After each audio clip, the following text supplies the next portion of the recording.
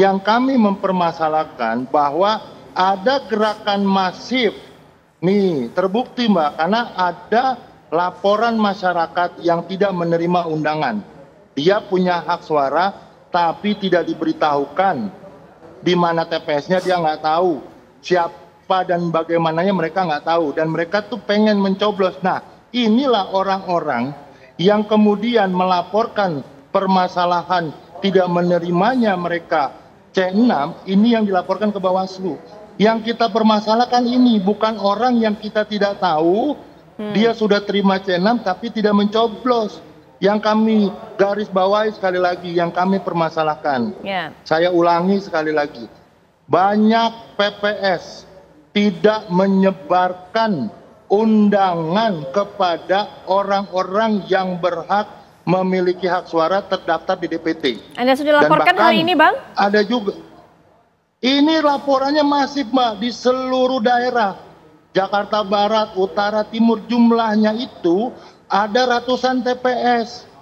Nah, ini sejalan dengan temuan kami bahwa banyak TPS yang hanya penggunaan hak suaranya itu di bawah 30%. Yang menjadi pertanyaan adalah, apakah tidak diberikannya surat C6 ini adalah TSM? Karena kenapa? Yang tadi saya katakan, terstruktur, ya.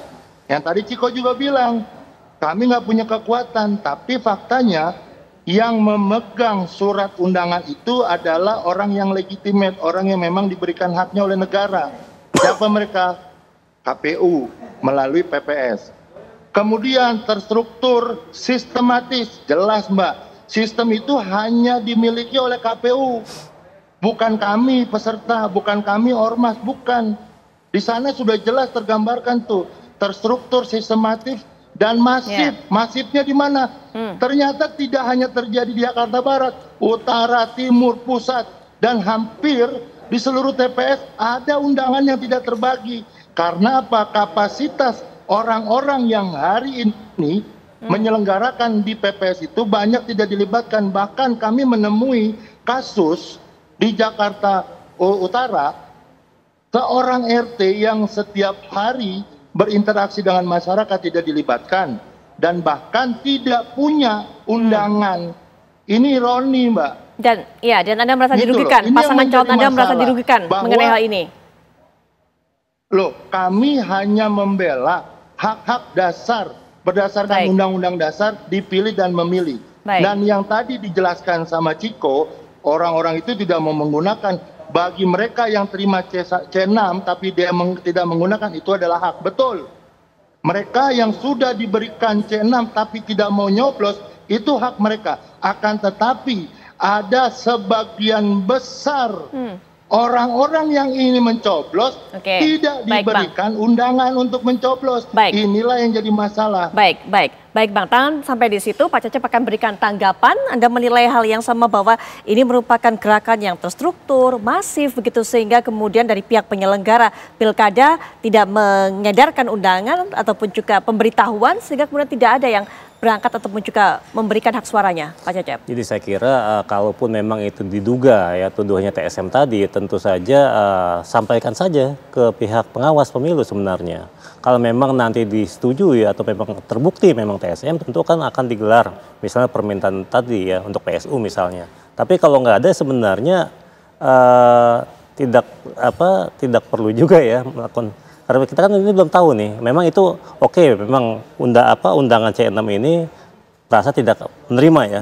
Jadi tentukan saja, laporkan saja, biar proses yang berjalan. Kenapa gini? Karena kan kita memilih jalan demokrasi ya, itu ada aturan main sebenarnya. Aturan mainnya apa? Kalau pilkada seperti ini, ada undang-undangnya, ada peraturan, ada PKPU dan seterusnya. Jadi ketika memang tidak berjalan salah satu tahapan itu, atau salah satu kegiatan atau proses itu, laporkan. Itu biar bisa apa? Biar bisa memang terbukti kalau memang TSM atau enggak. Biar kan enggak muncul tuduhan-tuduhan misalnya, ya entah dari pihak yang mana gitu ya, saling menduduh akhirnya. jika seperti ini gitu. Ya, baik. Nah, Bang Ciko bisa berikan juga tanggapan bahwa memang masih terus berkata dari pasangan calon nomor 1 ini yang menjadi sorotan adalah bukan mereka yang tidak menggunakan haknya walaupun sudah diberikan informasi tapi tidak mendapatkan surat tersebut. Bang Ciko. Seperti saya sampaikan tadi bahwa terkait dengan hal ini kan juga artinya edukasi ke masyarakat juga kurang. Bahwa teman-teman atau warga masyarakat ini sesungguhnya apabila sudah terdaftar sebagai pemilih dan ada bisa masuk dicek DPT di websitenya, mereka berhak untuk tetap memilih dan datang. Nah ini juga koreksi bukan hanya sebagai penyelenggara tapi juga bagi partai politik. Kami juga mengalami kerugian yang kira-kira sama gitu ya. Kalau kita bicara soal tidak datangnya pemilih misalnya di Jakarta Utara yang kemudian proyeksi kami harus tentunya masyarakat tahu bahwa sebagai partai pendukung utama PDI Perjuangan lah basisnya satu di Jakarta Utara, menangnya tidak sesignifikan yang kami harapkan gitu, walaupun tetap menang gitu. Nah ini juga dilaporkan oleh berbagai masyarakat. Saya setuju Pak Ramdan kok, ada yang nggak setuju bahwa terkait dengan masyarakat yang merasa hak pilihnya jadi tidak bisa berikan di TPS karena tidak dapat surat pemberitahuan. Walaupun tentu itu artinya ada misinformasi atau ketidaktahuan bahwa sesungguhnya mereka tetap bisa datang dan memilih gitu. Ini juga hanya dirugikan itu kosong. Tapi kok tadi misalnya kami menangnya tidak signifikan yang kira gitu. Bahkan di selatan dan timur kami bisa menang lebih banyak. Nah ini sebagai koreksi ke depan bagi pemilu 5 tahun lagi, pilkada 5 tahun yang akan datang, tentunya harus lebih pasif melakukan edukasi politik pada masyarakat dan juga memobilisasi pemilih. Dan harapan kami ke depan ini kan lebih baik sama. Kita juga ingin masyarakat yang berbondong-bondong dan tentunya melebihi 60-70% datang memilih. Dan semoga saja ini terjadi 5 tahun lebih. Nah untuk yang sekarang ya kita lihat aja. Semua juga bisa berbasis saat kita bicara hal-hal terkait pemilu yang kita basiskan harus berdasarkan dengan aturan. Jadi terkait dengan aturan apabila pelanggarannya misalnya ini memenuhi unsur untuk bisa dilakukannya pemungutan suara ulang, itu kan kita lihat dulu. Nah, semua pelanggaran juga bisa menjadi dasar pemungutan suara ulang misalnya, atau apapun itu, nggak semua hal bisa juga dibawa ke Mahkamah Konstitusi. Ya kita hormati proses ini, namun yang kami ingin tegaskan bahwa hasil penghitungan suara di kecamatan yang sudah selesai, bahwa suara kami tetap bertahan di 50,07 seperti juga suara yang kita lihat di Sirekap di awal-awal setelah pemilihan.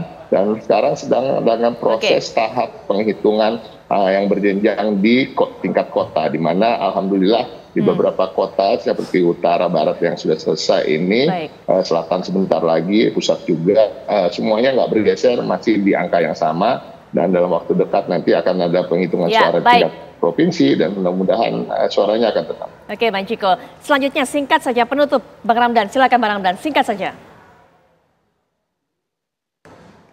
Ya, yang pasti kami sudah melaporkan sesuai dengan mekanisme hukum. Yang kami tuntut di sini adalah perbuatan adil daripada Bawaslu. Bahwa apa yang sudah digariskan dari Perbawaslu mengenai mekanisme pemeriksaan terhadap laporan segera dong dilakukan. Jangan menunggu seolah-olah tanggal 7 nanti dengan hapusnya masa. Artinya apa? PSU seolah tidak dilakukan berdasarkan laporan yang kita harapkan. Nah ini yang kemudian mencederai demokrasi yang sedang kita perjuangkan dan sedang kita jaga.